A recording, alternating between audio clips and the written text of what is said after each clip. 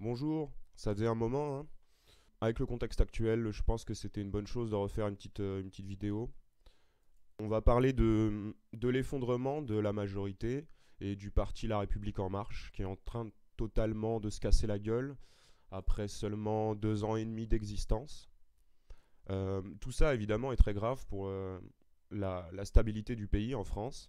On voit bien que leur amateurisme, le fait que ce soit le nouveau monde, la société civile, etc., ben, ça n'est pas compatible avec l'exercice du pouvoir dans la Ve République.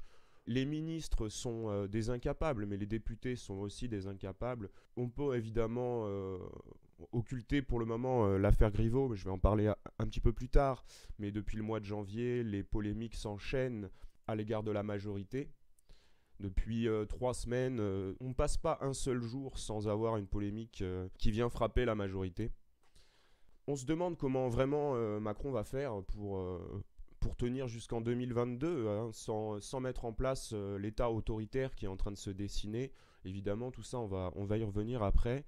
Évidemment, je vais devoir me répéter un petit peu dans ce que j'avais dit dans mes précédentes vidéos, notamment dans la mise en place de l'État autoritaire, mais on est en plein dedans, figurez-vous, donc ça peut paraître redondant, mais en tout cas, ça n'en reste pas moins pertinent.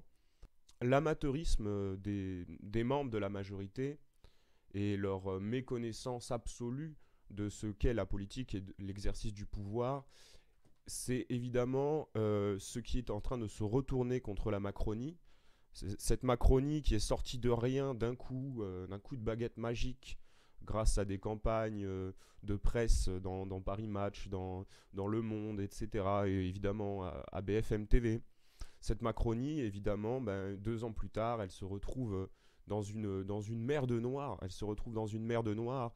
Et on se demande comment simplement Macron, comment il réagit face à tous ces couacs qui viennent frapper sa majorité tous les jours. Comment il réagit. Il avait appelé les députés En Marche à plus d'humanité quand ils ont refusé d'allonger la durée du deuil pour la mort d'un enfant. C'est quand même assez drôle d'entendre Macron parler d'humanité. Lui qui, au même moment, posait fièrement avec un t-shirt qui mettait en scène un LBD 40 et un éborgné. C'est le président de la transgression, Macron. Ce n'est évidemment pas le président de l'humanité. C'est quelqu'un qui, à mon sens et au sens de pas mal d'autres gens, est complètement psychopathe. Le manque d'humanité caractérise les psychopathes en général, hein, ce qu'on appelle les sociopathes. Macron, on voit très bien que son sens de la transgression, son sens de la provocation, etc., c'est quelque chose qu'il ne peut pas maîtriser. Ses conseillers lui disent de maîtriser ça, sa femme lui dit de maîtriser ça, mais lui, il en est tout simplement incapable. C'est psychologique. C'est psychologique. Alors, exhorter sa majorité qui essaye tant bien que mal de travailler pour lui et de faire avancer les dossiers que lui-même décide à plus d'humanité, évidemment, c'était encore une fois une provocation, mais cette fois-ci pas à l'égard des Français, pas seulement, mais aussi à l'égard de ses sbires. Le couac du congé du deuil parental n'en est qu'un parmi d'autres. On peut aussi parler évidemment de toutes les réformes en cours qui sont plus ou moins suspendues. La réforme des retraites, qu'est-ce que ça va donner, puisqu'Agnès Buzyn, qui s'occupait également de la réforme, est partie comme par magie pour secourir le soldat Griveaux tombé au combat. Elle est partie alors que vendredi, elle disait sur France Inter qu'elle ne pouvait pas s'occuper de la candidature à la mairie de Paris parce qu'elle avait trop de travail avec le coronavirus. Enfin voilà, bon, il n'y a aucune cohérence dans cette majorité.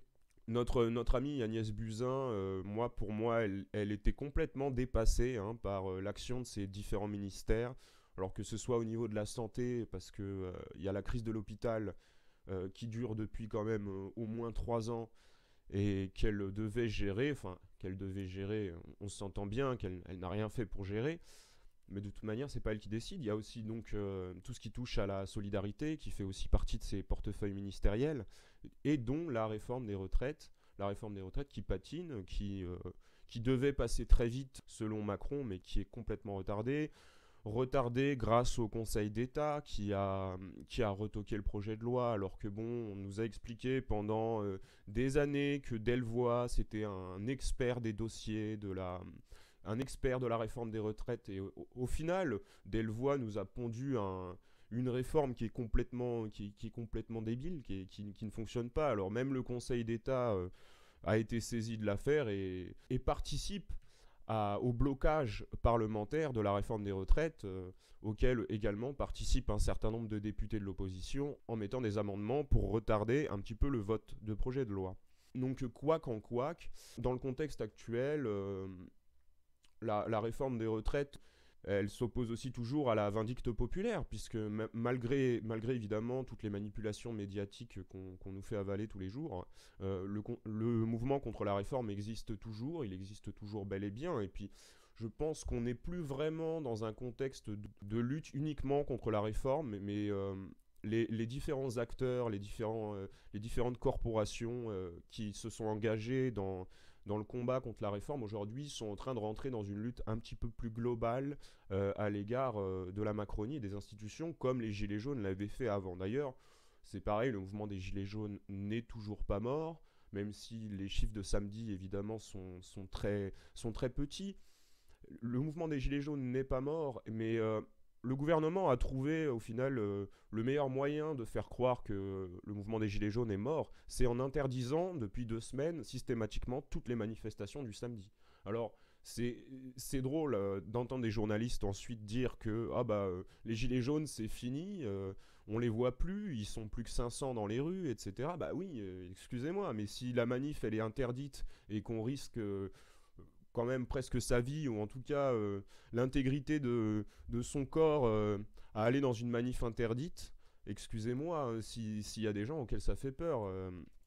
Quand on voit que vous autres, ministres, députés, journalistes proches du pouvoir, vous pouvez pas faire un pas dans la rue, dans le métro, sans qu'on sans qu'on vous conspue, sans qu'on vous attaque de manière au final très pacifiste, hein, sans que vous fuyiez quelque part, hein, pratiquement tous les déplacements des officiels de la Macronie se font chahuter aujourd'hui. Ça montre bien que la France commence à en avoir gros en fait de vos conneries, quoi. Alors évidemment, le souci c'est que vous avez été élu, hein, LREM, hein, les gens vous ont élu. Hein. D'ailleurs, il y a pas mal de gens qui sont aujourd'hui assez remontés contre le gouvernement, qui ont voté pour vous, le nouveau monde, la société civile, hein, l'enthousiasme et la jeunesse. Bon, écoutez, leurs erreurs les appartiennent. Le souci, c'est que si vous étiez capable de mener une politique correctement et de ne pas bafouer les libertés ni les droits constitutionnels, il y aurait peut-être moins de contestations. Il y aurait peut-être moins de contestations. Alors bon, on va parler quand même de l'affaire Griveaux. L'affaire Griveaux qui est quand même très évocatrice de ce qui se passe actuellement en France. Alors pour faire un rapide résumé, s'il y en a besoin, tout commence quelques jours avant que la polémique enfle sur un site internet qui s'appelle pornopolitique.com, qui est un blog qui était tenu par ce fameux russe Piotr machin truc là. Il était sûrement pas tenu par lui tout seul, mais ça n'est pas la question. Bref, dans les milieux politiques apparemment, les vidéos de Griveaux circulaient déjà avant et les cadres de la Macronie et d'autres partis étaient bien sûr au courant. Le blog a commencé à être relayé sur différents endroits, notamment sur le forum, le 1825. CF confère l'article du Monde où il parle de ça. Et ensuite, Sonforget, notamment lui et d'autres, ont commencé à tweeter un lien vers le blog. Et voilà, derrière, la polémique enfle et le lendemain matin, Griveaux, c'était 60 000 retweets. Et le lendemain matin, Griveaux, c'est démission, il se retire. Moi, ça m'a surpris, hein, parce que le soir même où les vidéos ont commencé à tourner sur le forum, on n'était pas vraiment sûr au départ que c'était vraiment Griveaux. Et alors, on était vraiment pas sûr non plus que ça allait avoir un tel impact. Tout le monde d'ailleurs s'interroge sur la décision de Griveaux de se retirer des municipales. Juste pour ça, ça me semble assez évident qu'il aurait dû assumer. Et ce qui le pousse à se retirer, je pense que c'est deux choses. c'est d'une part que on sait qu'il n'y a pas que ça, et il y a sûrement des choses beaucoup plus graves que les 2 vidéos à caractère masturbatoire qu'on a vues. Il n'y a pas que ça, et ça, Branco et Piotr l'ont dit. Du coup, est-ce qu'il démissionne pas parce qu'il n'a pas peur de voir éclater un scandale beaucoup plus puissant encore et beaucoup plus dangereux pour son propre camp? Et puis, évidemment, la deuxième raison, c'est est-ce qu'il démissionne pas de son investiture à la mairie de Paris parce que tout simplement, les sondages le donnent perdant depuis plusieurs semaines. Et donc, c'est un aveu d'échec pour lui, mais s'il avait été sûr de gagner, je pense pas qu'il aurait démissionné, hein.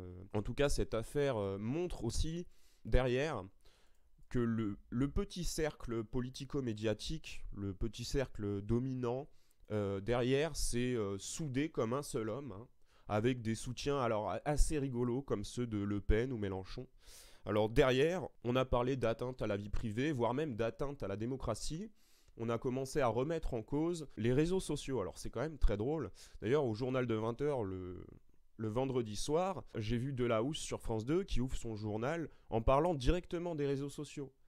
C'est quand même assez drôle. Donc France 2, c'est pas forcément un public qui traîne beaucoup sur Internet, etc. Donc c'est rigolo d'orienter son journal sur les réseaux sociaux dans un contexte où les chiens de garde du pouvoir commencent à vraiment baliser de l'usage massif des réseaux sociaux par les sphères militantes. Donc maintenant, ils veulent nous censurer les réseaux sociaux.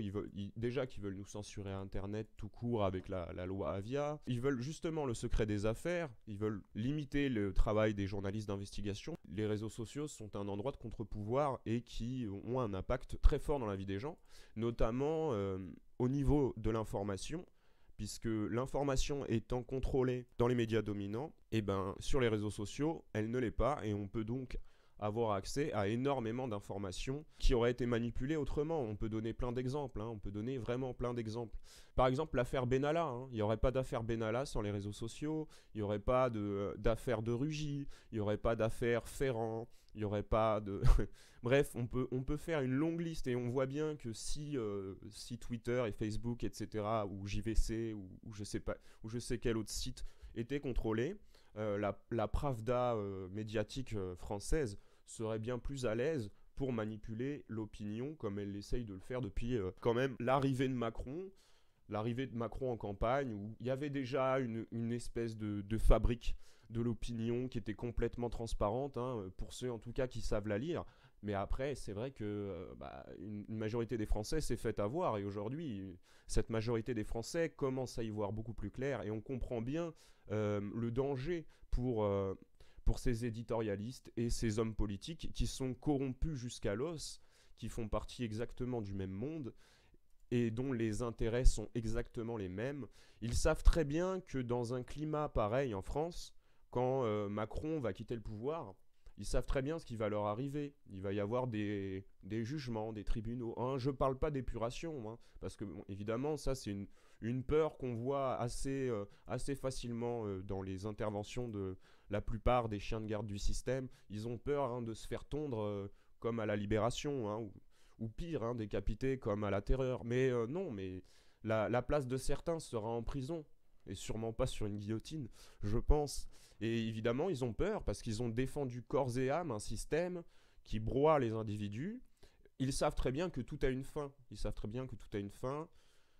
Jusque-là, ils sont toujours là. Alors bon, la Macronie, franchement, elle ne tient plus vraiment sur ses jambes. Il faudrait lui mettre une petite jambe de bois à la Macronie. Donc on comprend aussi la panique du système actuel. Donc, à se mettre tous en bloc derrière Griveaux, que ce soit donc toute la classe politique, mais aussi toute la classe journalistique, en tout cas dominante. Je vois beaucoup d'avocats et de journalistes sur Internet qui sont assez scandalisés de ce qui se passe au sein des médias, et qui ne comprennent pas très bien pourquoi il faudrait défendre Griveaux comme ça, corps et âme, et défendre sa vie privée et sa famille, soi-disant, parce que bon, c'est quand même Griveaux à la base tout seul qui, comme un grand, décide de foutre en l'air sa famille, hein. À un moment, il faut être cohérent, en fait. Et d'ailleurs, aujourd'hui, on apprend aussi via Mediapart qu'à la place Beauvau, au ministère de l'Intérieur, ils réfléchissent à durcir la législation sur la diffusion des images de violences policières, à la demande des syndicats de police.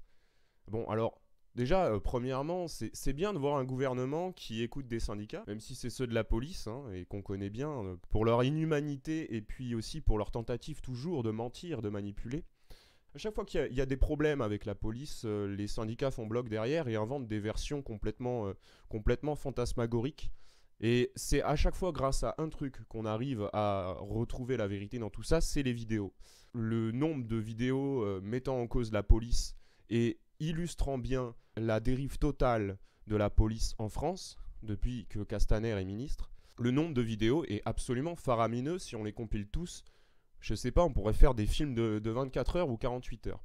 On comprend bien la nécessité pour non seulement la police, mais aussi le pouvoir, d'interdire la diffusion de ces images. Il faut quand même rappeler que, par exemple, que Cédric Chouviat est mort parce que il a filmé son interpellation avec son téléphone portable et que ça a énervé les policiers. Et derrière, ils nous ont justement inventé une version complètement loufoque en disant qu'il était agressif, etc.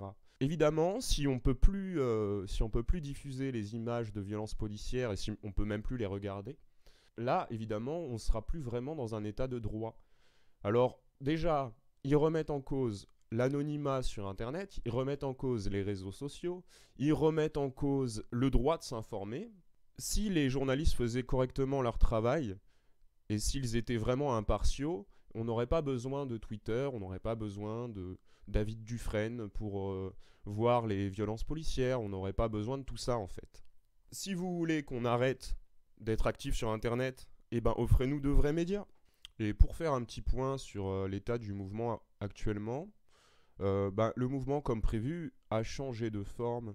On n'est plus dans un mouvement de grève, on n'est plus vraiment dans un mouvement des gilets jaunes du samedi qui prendra une forme insurrectionnelle. Non, on est dans un climat d'affrontement, pour ne pas dire de guerre, entre le peuple et le pouvoir. Donc c'est un affrontement par tous les moyens possibles, y compris par la diffusion donc d'images de Griveaux en train de se branler. Ça fait effectivement partie des moyens qui sont à disposition. Donc bon, l'état de la France, il est vraiment préoccupant. S'il n'était pas préoccupant, Macron pourrait se balader tranquillement en France sans se faire alpaguer de partout. On se demande d'ailleurs aujourd'hui, à part les gens un petit peu bébêtes, un petit peu abrutis, qui défend encore Macron et son gouvernement. Tout ça, ça risque de nous mener à une forme de guerre civile assez grave. Ça montre bien que la prochaine fois, faudra pas voter pour un candidat fabriqué de A à Z. La prochaine fois, faudra pas voter tout court en fait, hein, les gars. Hein. Alors il y en a beaucoup qui disent qu'il faut voter Mélenchon, que Mélenchon c'est bien, etc. Que il veut la 6ème République, il veut la démocratie directe, etc. Mais Mélenchon, il a fait bloc derrière Griveaux comme les autres, pour la simple et bonne raison que Mélenchon, il a sûrement des choses à se reprocher. Si on veut vraiment une forme de démocratie saine en France et si le peuple veut retrouver une souveraineté et une action sur les décisions des politiques, ça va sûrement pas être en votant pour quelqu'un dans le cadre des institutions de la 5ème République. J'ai déjà parlé de ça, mais apparemment c'est pas très clair. Je vois beaucoup d'insoumis sur Internet qui sont un peu énervés quand on parle d'abstention, quand on parle de boycott des élections, etc. Ils voudraient qu'on vote en bloc pour leur candidat, etc. Mais en fait, on a quand même été 20% à voter pour Mélenchon en 2017. Moi, j'ai voté Mélenchon au premier tour en 2017. Et qu'est-ce que ça a donné? Rien. On nous a vendu un mouvement qui était différent des partis de gauche traditionnels et au final qui est devenu un parti de gauche traditionnel et qui est devenu aussi complètement autocentré autour de la personne de Mélenchon en évinçant toutes les tendances possibles qui existaient, qui cohabitaient au sein de la France insoumise. Aujourd'hui, on se retrouve avec une seule et unique tendance, hein, au final, et énormément de gens ont quitté la France insoumise parce que ça n'avait pas l'air vivable pour eux, tout comme énormément de gens quittent la République en marche parce que ce n'est pas vivable pour eux. Il y a encore des gens qui ont une conscience, si vous voulez. Et alors le militantisme politique, c'est bien, mais il faut qu'il soit centré autour des idées, hein, et non pas des personnes. Donc si vous voulez qu'on sorte un petit peu du problème dans lequel on est depuis une quarantaine d'années, il faut arrêter de toujours chercher à répéter les mêmes situations. Les Français doivent arrêter de chercher un homme providentiel. Alors je sais que c'est très français, hein, les hommes providentiels. Mais c'est pas comme ça qu'on va y arriver. C'est pas comme ça du tout qu'on va y arriver. Donc les insoumis, franchement, les insoumis, vos candidats, votre parti, etc. Je suis désolé, mais ils ont trop le cul entre deux chaises en fait. Ils ont trop le cul entre des chaises. Moi, je trouve ça pas normal de voir Mélenchon hurler avec les autres à l'atteinte à la vie privée, etc. C'est pas normal. Après, Mélenchon, je pense que si on faisait un petit peu attention à ses correspondances et voire à ses relations, etc., on trouverait des choses intéressantes. Mais bon, ça n'engage que moi comme propos. Ensuite, j'aimerais qu'on parle un petit peu des intellectuels de gauche qui gravitent autour du mouvement. On en a vu pas mal émerger depuis le début des Gilets jaunes, des gens de différentes tendances. Le cas des intellectuels de gauche, il est toujours assez intéressant à étudier dans les mouvements sociaux et plus globalement dans les mouvements de contestation. L'intellectuel de gauche, il est indispensable hein, dans une lutte marxiste, mais pas n'importe comment en fait.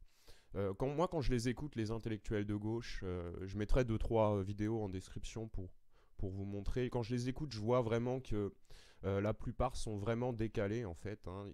À part peut-être Emmanuel Todd, mais bon, Emmanuel Todd aussi est quand même, il est quand même assez décalé à sa manière. Ils sont décalés, ils ont envie de soutenir le mouvement, ils ont envie de soutenir le peuple de France qui se réveille, mais ils ne comprennent pas vraiment le peuple de France. Alors il y a ceux qui sont enfermés dans leur logiciel de pensée marxiste. Je pense par exemple à Bégodeau, François Bégodeau, que je trouve absolument ignoble. Ce mec est ignoble, c'est vraiment le marxiste de salon qui vient donner des leçons d'extrême gauche aux gueux. Je le trouve ignoble ce type, et en plus il est enfermé dans une vision du monde qui est complètement dépassée. Et c'est à cause de cet enfermement que on n'a plus vraiment ni de gauche ni d'extrême gauche en France. Pour reprendre un petit peu ce que disait Gramsci dans les années 20, il disait que les intellectuels sont ceux qui savent et le peuple, c'est ceux qui sentent. Alors c'est une phrase qui aujourd'hui prend tout son sens, puisque le peuple sent les choses, n'arrive pas à placer des mots dessus, et les intellectuels savent des choses, mais ils ont tendance à, ils ont tendance à tellement s'enfermer dans leur discours et dans leur posture que ça n'est pas intéressant. Je pense qu'il faut vraiment aller vers une redéfinition idéologique de l'extrême gauche, du marxisme, de l'anarchisme, etc. Il faut réactualiser tout ça. Il y a aussi Branco, hein, Juan Branco, qui est quelqu'un d'intéressant, qui a pas mal fait parler de lui depuis l'année dernière avec Crépuscule, etc. Là, qui revient sur le devant de la scène avec l'affaire Griveaux. Branco, c'est quelqu'un qui a pas mal senti les choses. C'est quelqu'un qui a fait effectivement beaucoup de sacrifices hein, pour la lutte populaire et les gilets jaunes. Pour autant, c'est quelqu'un qui a, à certains moments, ces dernières années, n'a pas senti les choses correctement. Et je pense que ça a fait beaucoup de tort au mouvement. Par exemple, quand au 1er mai dernier, il annonçait la révolution et la Macronie en prison, dans des posts Facebook complètement hallucinés. Bon, là, il a fait beaucoup de mal au mouvement parce qu'il y avait un effet d'attente, résultat, et quand on a vu le fiasco du 1er mai et la facilité avec laquelle la police a complètement dézingué la manifestation, derrière, il y a eu un gros effet de déception. D'ailleurs, on n'a pas vu Branco parler des Gilets jaunes pendant des mois et des mois ensuite. Je pense qu'il a été très impacté. D'ailleurs, dans les lives Facebook qu'il faisait l'année dernière pour parler du mouvement, etc., on voyait qu'il était très impacté par ce qui se passait. Je pense qu'il a reçu énormément de pression, mais c'est quelqu'un qui est habitué à recevoir des pressions assez énormes de par son travail avec Assange, où là, bon, évidemment, quand on parle de Interpol, de la CIA, etc., c'est autre chose que les trolls macronistes qui appellent au meurtre sur Twitter, quoi. Donc Branco, intéressant, mais c'est quelqu'un qui divise aussi énormément. Il y a énormément de gens qui ne l'aiment pas parce qu'il est issu de la haute bourgeoisie. Et il y a énormément de gens aussi qui pensent qu'il est main dans la main avec le système. Moi, je pense pas que ce soit le cas, hein, mais bon. Branco, c'est un de nos intellectuels les plus précieux actuellement, même s'il a beaucoup de défauts. Il a tendance à trop se laisser porter par les événements. Pour un homme d'intellect, de raison, etc., c'est pas quelque chose qui va aider en fait la lutte. Il faut avoir des gens qui ont la tête sur les épaules et qui sont capables de voir en amont des choses et qui sont pas dans la réaction ou dans la surréaction en fait. L'intellectuel de gauche aujourd'hui, il essaye de revenir. On a effectivement un courant intellectuel proche des Gilets jaunes qui est là, qui est porté aussi par un certain nombre de médias, comme le média de Denis Robert, comme QG de Lancelin, etc. Bon, il y a toute une petite scène de dissidents qui officient, que ce soit sur Twitter ou dans des médias indépendants. Il y a Sud Radio de Didier Maisto. Moi j'aime bien Didier Maisto parce que c'est quelqu'un qui m'a l'air assez sage et assez libre. Il y en a plein qui pensent que c'est un opportuniste. Alors c'est peut-être le cas, c'est peut-être un opportuniste. J'en sais rien, mais je sais pas. En tout cas, moi c'est quelqu'un qui m'inspire confiance. Tout ça, c'est pas vraiment suffisant encore. C'est que après l'ennemi d'en face en plus n'est pas intellectuellement n'est pas très puissant. Je veux dire, Christophe Barbier c'est pas quelqu'un de puissant. Jean-Jacques Bourdin non plus. Apolline de Malherbe, etc. C'est des gens qui intellectuellement dans leur travail en tout cas montrent qu'ils sont plutôt proches de zéro. Ce qui est puissant c'est le système, c'est la machine qui est derrière. C'est pour ça aussi qu'il faut redéfinir le combat de gauche de nos jours, parce que le système capitaliste a changé de forme, a changé de fond aussi. Hein. Quand je vois actuellement la Macronie, je vois le parti de l'ordre en fait. Hein. Je vois Adolphe Thiers, c'est des gens qui sont capables d'user de tous les biais possibles pour contrôler une situation qui leur est défavorable.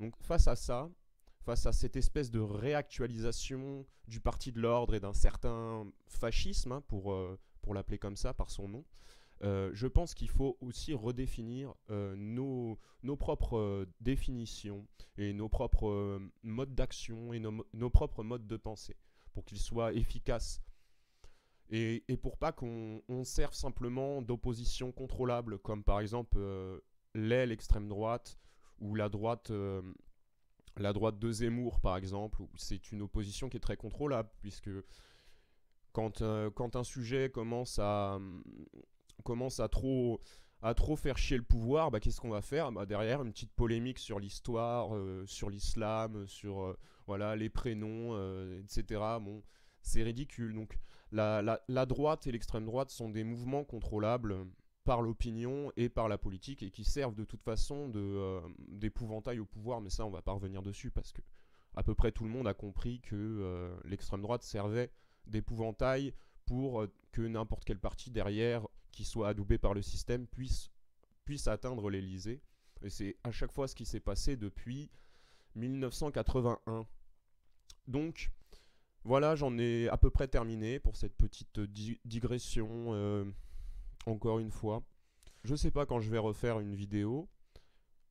J'ai pas l'intention d'en faire non plus très très souvent comme j'ai pu en faire au début, pour ne pas être en fait dans la surréaction aux événements, et puis aussi pour simplement avoir suffisamment observé en amont la situation pour pouvoir derrière donner ma pensée dessus.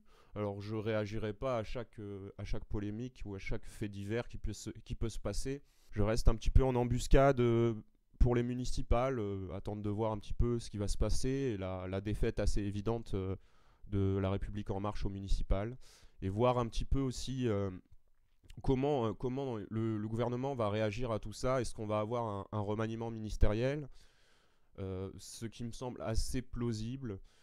On aurait pu d'ailleurs parler d'Agnès Buzyn. Agnès Buzyn qui va donc se présenter à Paris, en abandonnant les dossiers très sensibles. Agnès Buzyn s'est donc fait remplacer un petit peu dans la précipitation par un autre mec, d'ailleurs qui brille pas vraiment par la qualité de ses interventions à l'Assemblée nationale. Bref, si j'étais à la place du personnel hospitalier, j'aurais vraiment un peu les boules d'avoir perdu une amatrice pour retrouver un amateur en politique. Bref, Tout ça, wait and see mes amis, et à plus tard. Ciao. Ah oui, puis juste, je voulais m'excuser pour mes hésitations au long de la vidéo, mes petits bégaiements, etc. Et aussi pour les problèmes de son. Bon, je suis désolé, j'ai des petits défauts à l'oral, donc j'espère que vous m'en voudrez pas trop. J'ai essayé d'améliorer la qualité du son, là, donc si vous pouvez me dire ce que vous en pensez dans les commentaires.